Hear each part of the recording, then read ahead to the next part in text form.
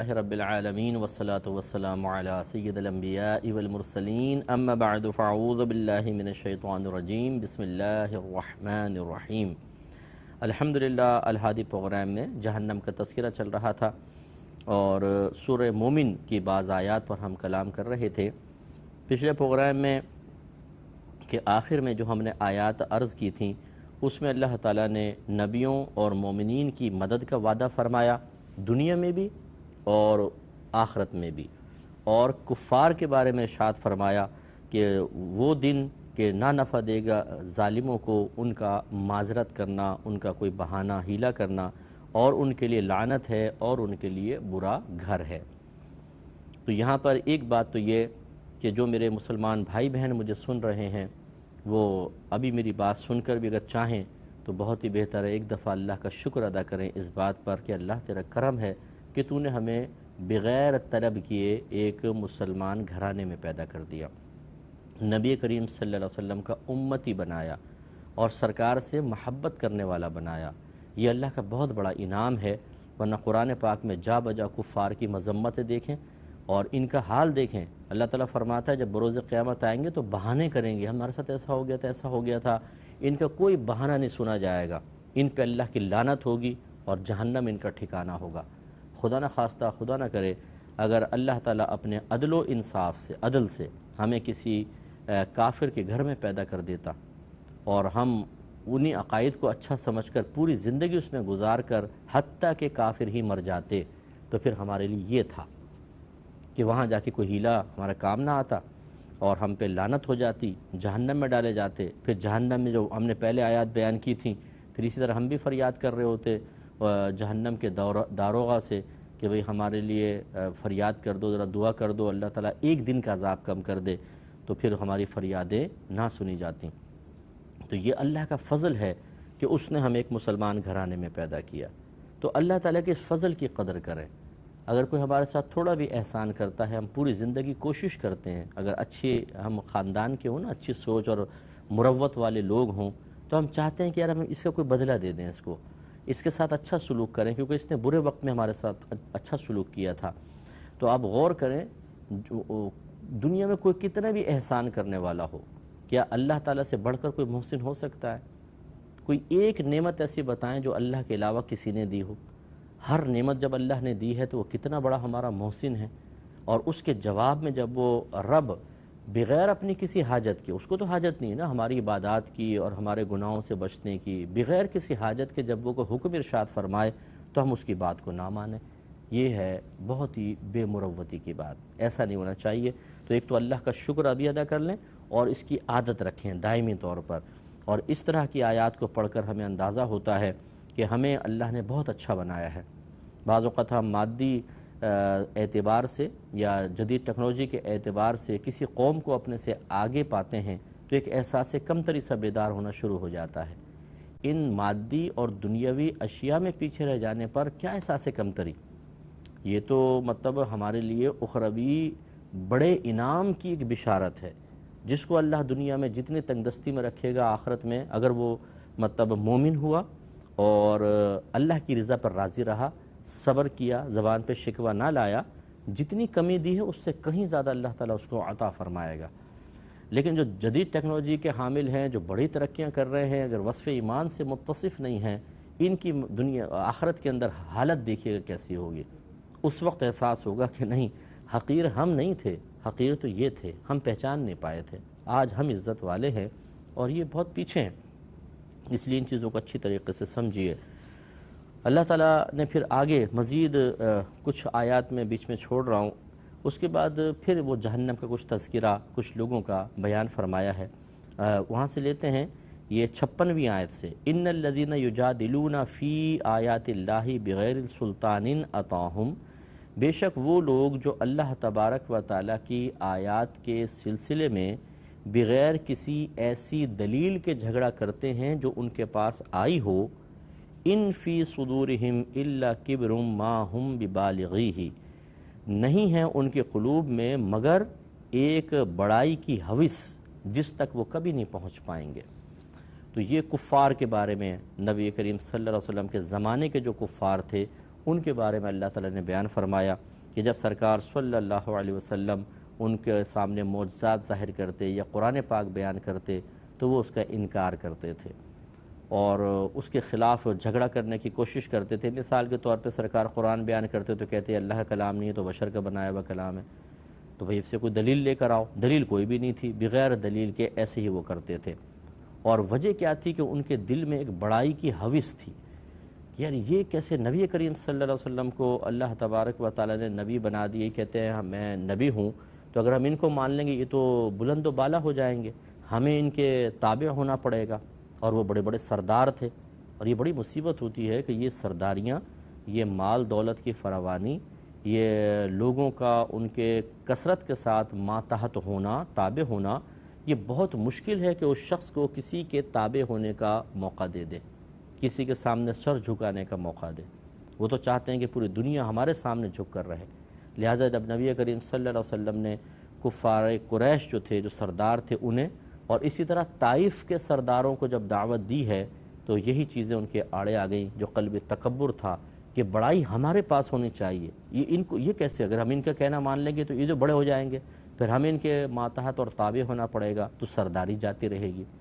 جیسے جتنے بھی صحابہ تھے، اگر ان کے اپنے قبیلے تھے یا ان کے کچھ غلام تھے یا کسی مقام مرتبے پہ تھے، انہوں نے ان چیزوں کو نہیں دیکھا، انہوں نے نبی کریم صلی اللہ علیہ وسلم کے دامن رحمت کو تھام کر سرکار کے لیے یہ تسلیم کر لیا کہ بڑائی آپ کے لیے ہے، ہم آپ کے غلام ہیں۔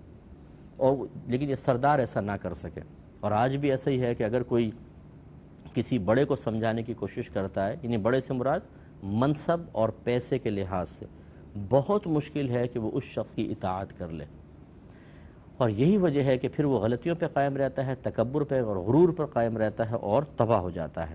تو اللہ تعالیٰ نے فرمایا کہ بے شک وہ لوگ جو اللہ تعالیٰ کی آیات کے سلسلے میں جھگڑا کرتے ہیں بغیر ایسی دلیل کے جو ان کے پاس آئی ہو، تو ان کے قلوب میں نہیں ہے مگر ایک ایسی بڑائی کی ہوس جس تک وہ کبھی نہیں پہنچ سکیں گے، کیونکہ اللہ اپنے حبیب کو بڑھائی، وَرَفَعْنَا لَكَ ذِكْرَكَ، اے حبیب ہم نے آپ کے لیے آپ کے ذکر کو بلند کر دیا۔ تو نبی کریم کو ہی عزت حاصل ہوئی، وہ سب مٹ گئے اور ذلیل ہو گئے، آج ان کا کوئی نام تک لینے والا نہیں۔ اور میرے آقا صلی اللہ علیہ وسلم کے قصیدے، آپ کی مدح، آپ کی تعریف، آپ کی ثنا غیر مسلمین کی زبان پر بھی اللہ تعالیٰ نے جاری فرما دی ہے۔ اللہ تعالیٰ فرماتا ہے فاستعذ باللہ، اے حبیب آپ اللہ تعالیٰ کی پناہ طلب کیجئے، انہ هو السمیع البصیر، بے شک وہ سننے والا دیکھنے والا ہے۔ لخلق السماوات والارض اکبر من خلق الناس ولکن اکثر الناس لا یعلمون۔ اللہ تعالیٰ فرما رہا ہے یہ منکرین جو آخرت تھے، جو کہتے تھے کہ آخرت نہیں ہے، ہم دوبارہ نہیں اٹھائے جائیں گے، لیکن وہ یہ مانتے تھے کہ آسمان کس نے بنائے؟ اللہ تعالیٰ نے۔ زمین کس نے بنائی؟ اللہ تعالیٰ نے۔ رزق کون دیتا ہے؟ وہ جواب دیتے ہیں اللہ تعالیٰ۔ یہ قرآن میں ہے، اے حبیب ان سے پوچھئے کہ زمین و آسمان کو کس نے پیدا کیا؟ ضرور یہ کہیں گے کہ اللہ نے۔ رزق تمہیں کون دیتا ہے؟ ضرور یہ کہیں گے اللہ تعالیٰ، کیونکہ ان کے جو معبودان باطلہ ہیں وہ تو خود اپنے وجود میں ان کے محتاج تھے، اپنے ہاتھوں سے بنا بنا کے ان کی پوجا وغیرہ کرتے تھے وہ، تو انہیں پتہ تھا کہ یہ تو کچھ بھی نہیں بنا سکتے، اصل تو اللہ تعالیٰ بناتا ہے۔ اب جب یہ سب چیزیں تم دیکھ رہے ہو اپنی آنکھوں سے کہ اللہ نے کائنات بنائی اور کتنی بے نقص بنائی، کتنے بڑے بڑے عظیم سیارے، اگر آپ ڈاکیومنٹریز دیکھیں تو زمین سورج کے سامنے بالکل ایسی ایک چھوٹا سا نقطہ، اگر زمین کو قریب کر دیں تو سورج اتنا بڑا ہے کہ زمین ایک نقطے کی طرح نظر آئے، سورج میں ضم ہو جائے تو پتہ ہی نہ چلے، اور اس سورج سے کئی ارب گنا بڑے سیارے موجود ہیں اس کائنات میں، اللہ نے پیدا فرمائے۔ اور پھر اس کا پورا نظام، ایک تو ہے پیدا کر لینا لیکن پھر قابو میں نہ کر پانا، ایسا بھی نہیں، نظام پورا اتنی بڑی بڑی چیزیں بنائیں، دنیا آسمان، 7 آسمان 7 دنیا ہیں، 7 زمینیں، اور پھر ان میں مخلوقات، اور مکمل کنٹرول اللہ تعالیٰ کے ہاتھ میں اور بے نقص نظام چل رہا ہے۔ اب ان آیات میں یہی اللہ تعالیٰ نے ان کو سمجھایا کہ ادھر دیکھو، آسمان اور زمین کا بنانا اور اسے کنٹرول میں کرنا اللہ کے لیے زیادہ مشکل ہے یا آخرت میں کسی کو اٹھانا؟ یعنی مشکل تو ہے ہی نہیں، لیکن ان کے سمجھانے کے لیے اللہ نے بیان فرمایا کہ جب یہ اللہ کے لیے آسان ہے تو جب تم مر جاؤ گے دوبارہ تمہیں اٹھانا یہ کون سا مشکل کام ہوگا؟ بالکل آسان، تو اس لیے آخرت کو مانو۔ تو یہ ہوتا ہے کہ بعض اوقات انسان کی عقل پہ پتھر پڑ جاتے ہیں، بڑی بڑی چیزوں کو تسلیم کر لیتا ہے، لیکن چھوٹی سی ہدایت کی بات کو تسلیم کرنے کے لیے تیار نہیں ہوتا ہے۔ تو اللہ تعالیٰ نے فرمایا کہ لَخَلْقُ السَّمَاوَاتِ وَالْأَرْضِ، ضرور آسمانوں اور زمین کی پیدائش اکبر من خلق الناس، زیادہ بڑی ہے لوگوں کی پیدائش سے، وَلَكِنَّ أَكْثَرَ النَّاسِ لَا يَعْلَمُونَ، اور لیکن لوگوں میں سے اکثر جانتے نہیں ہیں۔ یعنی جانتے نہیں ہیں مطلب قبول حق کا جاننا، ویسے تو ان کو معلوم ہے لیکن یہ جانتے نہیں ہیں، یعنی قبول کرنے کے جو ایک ہوتا ہے نا کہ ایک علم حاصل کر کے پھر اس کے تقاضے کے مطابق انسان عمل کرتا ہے، ویسا یہ نہیں جانتے ہیں۔ تو خلاصہ کلام یہ ہے کہ آخرت میں ضرور اٹھنا ہے۔ اللہ تعالیٰ اس عقیدے کو بار بار قرآن عظیم میں بیان کرتا ہے۔ جو ہمارے مسلمان بھائی بہن ہیں، جب ہم اس کو سنتے ہیں تو ہم کہتے ہیں بھئی ہاں یقین ہے، کوئی اتنی بڑی چیز ہمیں محسوس نہیں ہوتی، لیکن ذرا ایک کافر کی جہت سے دیکھ کر دیکھیں کہ جو آخرت میں اٹھنے کا منکر ہے، اسے جب آپ یہ چیز بیان کریں گے وہ کہے گا میری سمجھ میں نہیں آتا، انکار کرے گا۔ جیسے ابو جہل ایک دفعہ جا رہا تھا تو کچھ اونٹ کی ہڈیاں تھیں جو بالکل ریزہ ریزہ ہو گئی تھیں اور شاید رات سے پڑی ہوئی تھی، تو اس نے ان جو بھربری ہڈیاں ہو گئی تھیں اس نے اٹھایا برادہ سا اور اس کو ہوا میں اڑایا۔ اس نے کہا جو ہڈیاں اس طرح بالکل غبار سا بن گئی ہوں کہ اللہ تعالیٰ ان کو دوبارہ اٹھائے گا۔ تو یہ جو جب گمراہی کی طرف کوئی آدمی چلے جاتا ہے نا تو عقل پہ ایسے پتھر پڑ جاتے ہیں کہ واضح دلیل بھی سمجھ میں نہیں آتی۔ اب آپ سوچئے جو آگ کی پوجا کر رہا ہے، یہ آگ کیا دے سکے گی، لیکن وہ اس کی پھر بھی پوجا کرے گا۔ اسی طریقے سے جو خود اپنے معبودان باطلہ کو بنا لے، خود خدا تیار کرے اپنے ہاتھوں سے اور پھر اس کی عبادت کرے، بھئی وہ کیا دے گا تمہیں؟ اللہ تعالیٰ نے فرمایا تو اپنے اوپر سے ایک مکھی تک نہیں اڑا سکتے، لیکن آپ کتنے بھی دلائل دے دیں سمجھ میں نہیں آئیں گے دلائل بالکل۔ تو اس کا مطلب یہ ہوا کہ اگر آپ اور میں مسلمان ہیں اور ہم کسی عقیدے پر قائم ہیں تو یہ آپ کا میرا کوئی کمال نہیں ہے۔ ہمیں تو یہ بہت آسان لگتا ہے کیونکہ اللہ نے آسان کر دیا ہے۔ ان کو تسلیم کرنا، اس عقیدے کو اپنے ذہن میں رکھنا، یہ ہمیں اس لیے آسان لگتا ہے کہ اللہ نے آسان کر دیا ہے۔ اسی لیے میں نے کہا ذرا اس جہت سے دیکھیں، اللہ نہ کرے خدا نہ کرے اگر آپ اور میں کسی غیر مسلم گھرانے میں پیدا ہوتے اور ہم عقیدے میں بڑے پختہ ہوتے اور پھر کوئی ہمیں سمجھاتا کہ تمہارے عقیدے غلط ہیں اس طرف آ جاؤ، کیا ہم چھوڑ کر آتے؟ کبھی بھی نہ آتے، بلکہ اس کو مارنے کے لیے تیار ہو جاتے کہ تم ہمارا عقیدہ خراب کر رہے ہو، ہم نے تو اس پر اپنے آباء و اجداد کو پایا ہے۔ جیسے ایسی ہوا کہ بہت سے انبیاء علیہم السلام جب آ کر اپنی قوم میں تبلیغ فرماتے تھے تو سارے ان کے مخالف ہو گئے اور یہی اسی طرح کے جملے کہے کہ تم ہمیں ہمارے آباء و اجداد کے خلاف کرنا چاہتے ہو، انہیں تو ہم نے جن پر پایا ہم انہی عقیدوں پر رہیں گے۔ اور پھر اس پہ اتنی جرأت پیدا ہوئی کہ بعض نے انبیاء علیہم السلام کو معاذ اللہ شہید کیا ہے۔ یہ بنی اسرائیلیوں نے بہت مارا ہے کثیر انبیاء علیہم السلام کو۔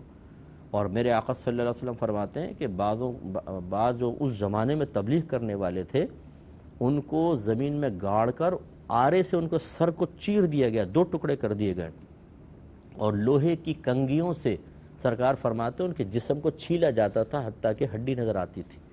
یہ حدیثوں میں آیا، اتنا ظلم۔ تو خلاصہ کلام یہ ہے کہ جو اپنے عقیدہ باطلہ میں پختہ ہو جائے اس عقیدے کو چھوڑنا بڑا مشکل ہو جاتا ہے اور وہ حق کی طرف نہیں آتا۔ تو اب آپ تھوڑا سا اندازہ میں آپ کو اس لیے اللہ کی ایک نعمت کا احساس دلانا چاہتا ہوں کہ اگر آپ اور میں کسی مطلب مسلم گھرانے میں پیدا ہوئے اور صاحب ایمان ہیں اور اس پہ استقامت پذیر ہیں اور آخرت کے جو عقائد ہیں یہ آخرت سے تعلق رکھنے والے ان کو مانتے ہیں، تو یقین کیجئے آپ کا میرا کمال نہیں ہے، یہ میرے رب کا کمال ہے۔ بس وہ چاہے تو اپنے عدل سے کسی کو عقیدہ باطلہ پر استقامت دے دے اور چاہے تو کسی کو اپنے فضل سے عقیدہ صحیحہ پر قائم رکھے، یہ اس کی بہت بڑی نعمت اور رحمت ہے۔ کبھی تکبر نہیں کیجیے گا کہ نہیں یہ تو میں اپنی سوچ و فکر سے ہوں نا۔ جس دن یہ سوچا نا، اللہ نہ کرے، شیطان ایسا بہکائے گا اور ایسا دماغ گھمائے گا کہ ہم دائرہ اسلام سے خارج بھی ہو سکتے ہیں۔ اس لیے کبھی بے پرواہ نہ ہو اور اللہ تعالیٰ کی مدد طلب کرتے رہیں اور شکریہ ادا کریں کہ اللہ تعالیٰ تیرا کرم ہے، تیرا بہت شکر ہے، تیرا احسان ہے کہ تو نے ہمیں مسلمان بھی بنایا اور ہمارے عقیدے بھی ٹھیک رکھے اور ہمیں اس پہ استقامت بھی عطا فرمائی۔ پھر اللہ تعالیٰ نے فرمایا کہ وَمَا يَسْتَوِي الْأَعْمَى وَالْبَصِيرُ، اور اندھا اور بینائی رکھنے والا یہ برابر نہیں ہو سکتے ہیں۔ تو یہاں پر اندھے سے مراد وہ نابینا وہ والا نہیں ہے، بلکہ اندھے سے مراد جو قبول حق کے سلسلے میں اندھا ہے، کافر مراد ہے۔ اور اکھیارا بصیر اسے فرمایا کہ جو دیکھ رہا ہے حق کو اور قبول بھی کرتا ہے۔ اللہ تعالیٰ فرماتے ہیں دونوں کبھی برابر نہیں ہو سکتے۔ یقینی سی بات ہے جیسے کہ ایک نابینا شخص ہوں، ایک بینا شخص ہوں، تو بینا کو اپنی بینائی کے اعتبار سے نابینا پر ایک فوقیت حاصل ہے، اور یہ مطلب اپنی نابینائی کی بنا پر بہرحال ایک اللہ کی نعمت سے کمی کی بنا پر اس سے تھوڑا سا نچلے درجے میں ہیں۔ ایسے اللہ تعالیٰ بات سمجھا رہا ہے ایک اچھی مثال کے ساتھ کہ کافر کبھی بھی مسلمان کے برابر نہیں ہو سکتا، یہ ہمیشہ مسلمان سے کم درجے کا رہے گا۔ اور دنیا میں تو مطلب اگر چانسز ہیں کہ شاید یہ ایمان لے آئے تو مسلمان کے برابر ہو جائے گا، لیکن یہ آخرت میں خاص طور پر کبھی برابری نہیں ہو سکتی۔ یہ جہنم میں جائیں گے مسلمان، جنت میں جائے گا۔ یہ ان کے لیے میدان محشر میں ذلت و رسوائی ہے، مسلمان کے لیے عزت ہے۔ ان کے الٹے ہاتھ میں نام اعمال دیا جائے گا اور مسلمان کے سیدھے ہاتھ میں نام اعمال پکڑا جائے گا، پھر اللہ پکڑایا جائے گا۔ تو اللہ تعالیٰ آگے فرماتا ہے والذین آمنوا، اور وہ لوگ جو ایمان لائے، وعملوا الصالحات، اور انہوں نے نیک اعمال کیے، وللمسیء، اور وہ برے عمل کرنے والے نہیں تھے۔ یعنی مسیء سے مراد یہاں بدکاری کرنا وغیرہ ہے، اور وہ بدکار نہیں تھے۔ قلیلا ما تتذکرون، کتنا کم دھیان کرتے ہو۔ یعنی خلاصہ کلام یہ ہے کہ جو ایمان لائے اور انہوں نے اچھے عمل کیے اور برائی وغیرہ نہیں کی، ان کے لیے آخرت میں درجے ہیں۔ تو بہت کم ایسے ہیں کہ جو اس پر دھیان رکھتے ہیں۔ پھر اللہ تعالیٰ فرماتا ہے ان الساعۃ لآتیۃ لا ریب فیہا ولکن اکثر الناس لا یؤمنون، بے شک قیامت ضرور آنے والی ہے، اس میں کچھ شبہ نہیں ہے، لیکن بہت سے لوگ ایمان نہیں لاتے ہیں۔ تو یہ کافر ہیں جو ایمان نہیں لاتے ہیں۔ قیامت آنے والی ہے، اگر آپ دیکھیں تو سائنس بھی اس بات کی اب توثیق کر رہی ہے کہ کچھ عرصے بعد یہ جو کائنات ہے یہ تباہ ہوگی۔ جس تیزی کے ساتھ تغیر پیدا ہو رہا ہے، تباہی کی طرف جا رہی ہے، اور ہمارا قرآن تو پہلے ہمیں بیان کر رہا ہے، ہمیں سمجھنا چاہیے۔ اللہ تعالیٰ سمجھنے کی توفیق عطا فرمائے، آمین۔ وآخر دعوانا ان الحمد للہ رب العالمین۔